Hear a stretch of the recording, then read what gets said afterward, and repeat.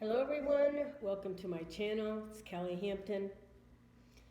Today I'll be sharing with everyone some words about the resurrection.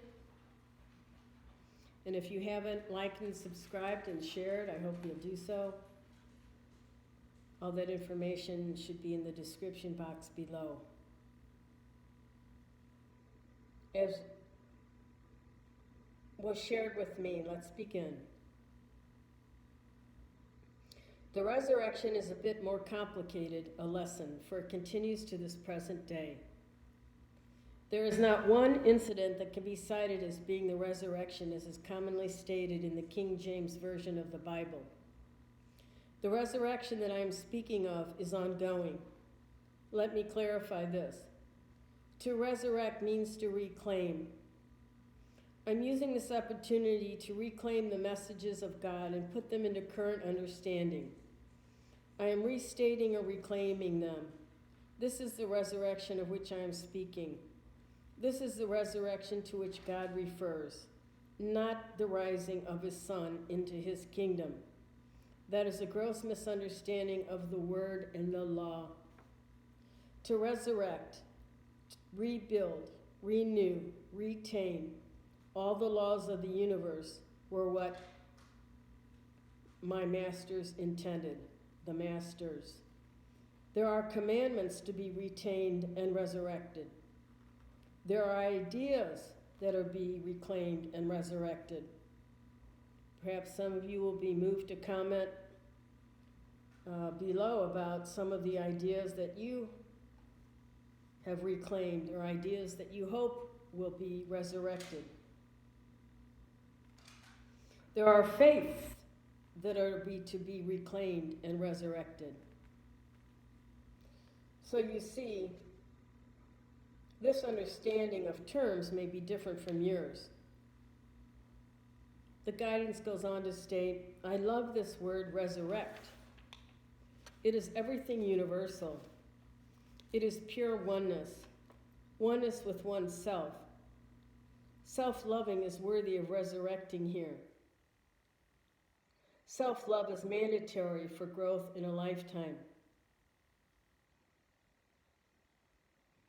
I ask you, do you truly love yourself? If you hesitate for even a second, you have work to do. Recite the following verse. I am love. I give love freely. I love myself as any master loves me.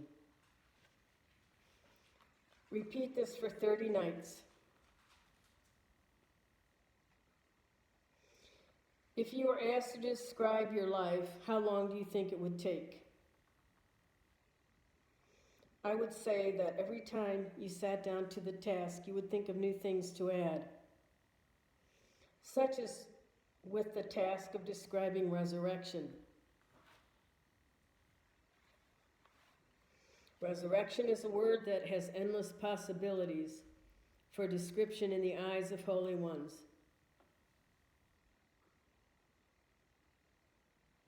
I challenge you to consider parts of your lives that could be resurrected for the good of humanity. Go ahead and make a list. Begin today. The challenge is to list 5 things that you can resurrect to make better and more holy. After you have done this, friends, look at the list. If you have written anything that begins with I, you need to begin again. I is an ego word. In this exercise, I want you to begin every sentence with a verb. Then see what a difference it makes. Once your list is complete and you feel comfortable with it, share it with at least 3 other people. Allow them to listen. Then destroy this list. Remember it in your heart instead.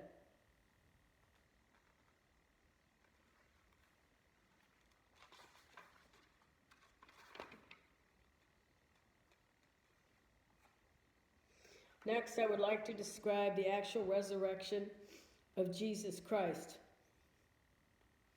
For those non-Christians who may be hearing this word, The Trinity refers to the Father, the Son, and the Holy Ghost. For those listeners of the Baha'i faith, hope I pronounced that correctly. If not, please let me know. And other less traditional faiths of the Christian-based world, the Trinity is called the grand cycle of life and the grand finale of death. In other religions, the Holy Trinity is barely recognized at all. Rather, the reincarnation element of supernatural power is exalted. If I examined every discernible religion in the world today, I would have thousands more examples to cite. As it is, I will say that my description of the Trinity to which I refer comes from the belief as it exists in the universe. By the way, there are other universes which are tremendously vaster than ours. The resurrection in the neo-Christian world-based theology is what I will describe. When Jesus was condemned to the cross, he learned that he would be entering a kingdom greater than anything he knew on earth.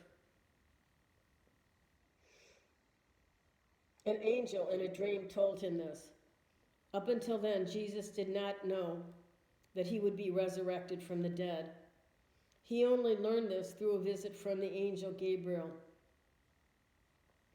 Gabriel appeared to Jesus on the night before his journey to Jerusalem. It was in Jerusalem, or Palestine, where Jesus was told that he would rise again in the glory of his Father.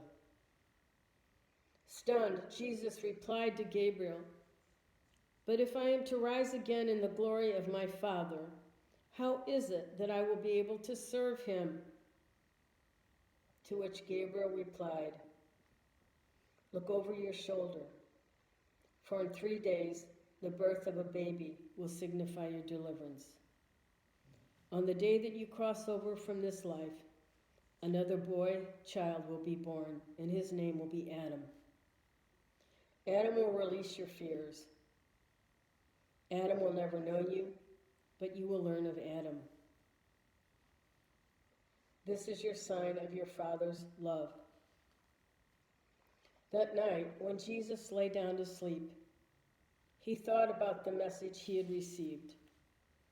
He covered himself in willow branches and on a rough piece of cloth given to him by a shepherd, which the shepherd had slipped past a jailer. At this time, Jesus had already been condemned to death. How many souls aware of such a fate would thank the person that condemned them? Nevertheless, this is exactly what Jesus did. Then he kissed his hand before being sent off to die. Think of this with all your power. Would you kiss the hand of your enemy in forgiveness? That night, Jesus never slept. He spent his last hours in prayer and meditation, planning for his resurrection. He was told that on the 3rd day of his death, another angel would come to him in the tomb. This time, I would visit him, Archangel Michael, not Gabriel. For this position, I was most eternally grateful to my Father. You see, I have first-hand knowledge of the events of the biblical resurrection, for I delivered the message. I will move to the 3rd day, when my Master ascended to the kingdom. Explanation is necessary here to help in understanding why it was that my Master returned to earth. It was not, I repeat, not to prove his powers. His powers had already been proven. It was not to rejoice in living, for true rejoicing is done in this realm. It was done in order to show humanity that a life that is created could never be destroyed. Since God had selected Jesus to be perfect in creation, it was natural for him to use Jesus as the perfect example of a soul's reincarnation. After 3 days of joyous trumpet-sounding news in my universe, Jesus made a covenant with his Father and asked his permission to return. He felt that he had so much work to do on this side. He asked his Father for permission to return to earth, but for only a short while. In exchange, his Father would allow Jesus to return once again in the future at a time of his choosing. The covenant was made. This choosing will be Jesus' second coming to the earthly plane. If I could describe my feelings as being the angel sent by God to deliver the message to Jesus, it would be to say I was uncompromisingly filled with peace and love. Once awakened, Jesus lifted his head, looked around into the darkness of night, and asked aloud, "Angel, if this is to be true, show yourself to me." And I appeared over his shoulder. The light from my energy force appeared and surrounded him. He rose. He was barefooted, naked, scarred, and bruised when he went to the rock that sealed his fate.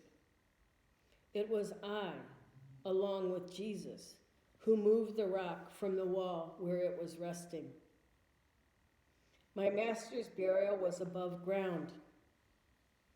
Jesus saw Mary after leaving the tomb. Mary was an earthly angel. She was told of the resurrection days earlier. She greeted Jesus as any mother would greet their son, with her hands cradling his face and crying, my son, they told me of your coming."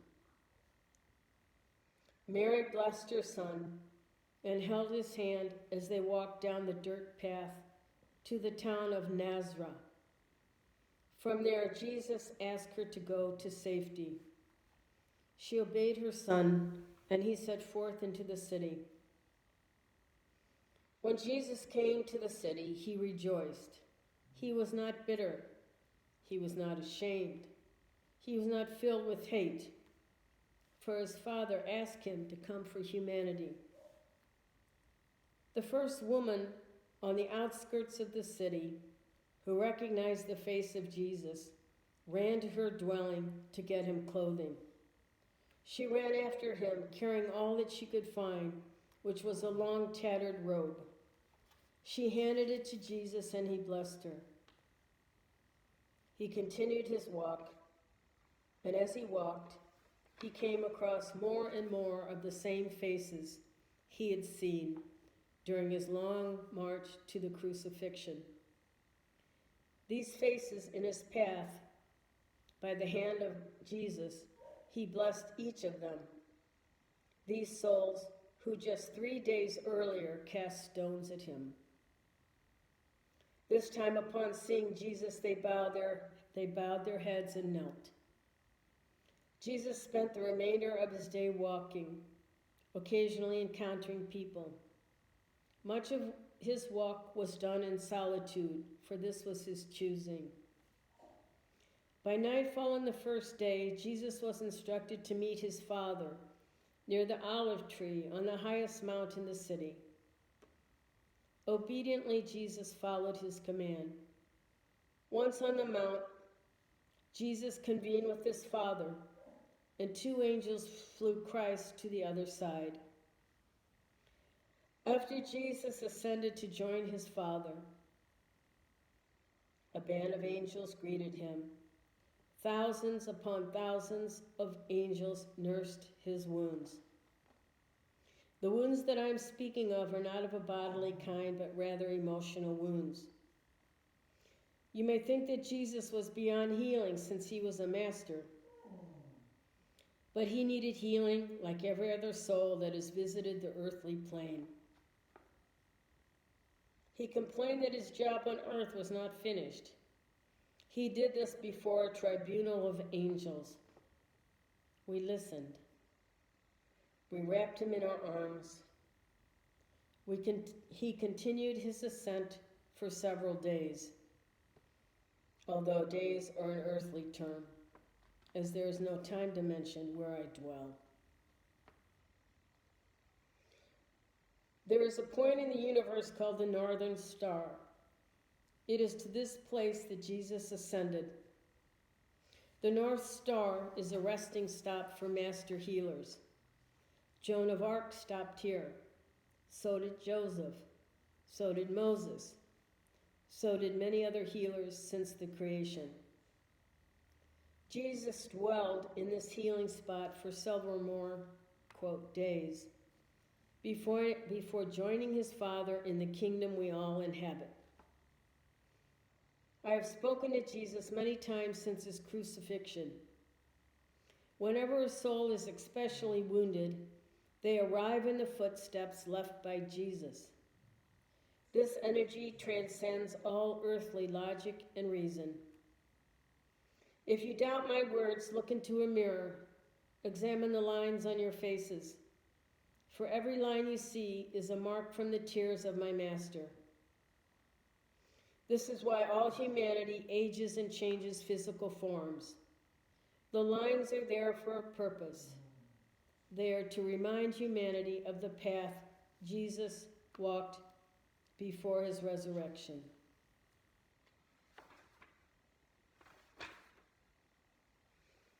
Resurrection is available to all earthly souls if they so choose.